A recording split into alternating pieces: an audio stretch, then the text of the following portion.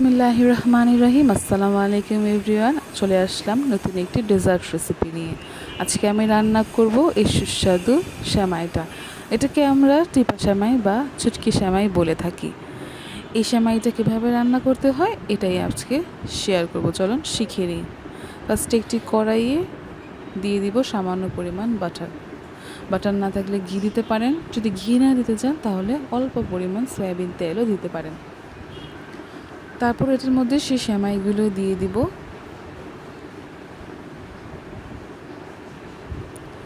সেমাইগুলোকে একদম মিডিয়াম আঁচে ভাজতে হবে, বেশি আঁচে ভাজলে পুড়ে যাবে।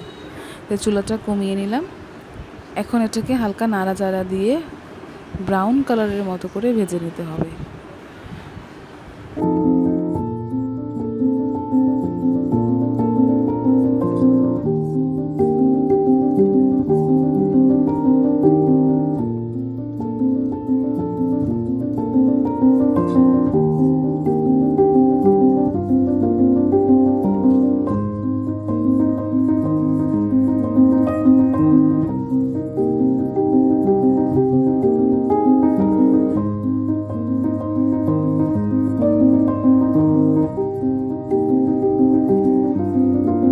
দেখতেই পাচ্ছেন খুব সুন্দর একটি ব্রাউন কালার চলে এসেছে। এটাকে অনবরত নাড়তে চাড়তে হবে, নয়তো পুড়ে যাবে।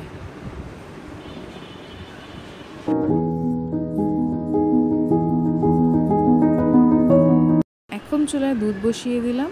এটা গরম হওয়া পর্যন্ত অপেক্ষা করব। তারপরে এর মধ্যে দিয়ে দিব সামান্য পরিমাণ গুড়। আমি গুড় ব্যবহার করেছি, আপনারা চাইলে চিনিও ব্যবহার করতে পারেন, কিন্তু গুড় ব্যবহার করলে টেস্টটা আরও বেশি ভালো আসবে।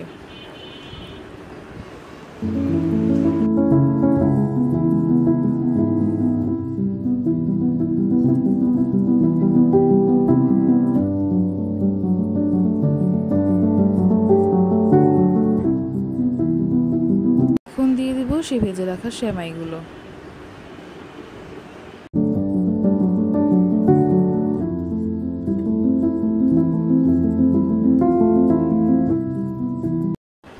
এখন এটাকে অনবরত নাড়তে চাড়তে হবে, কারণ যদি নাড়া বন্ধ করে দিই তাহলে দলা পেকে যাবে।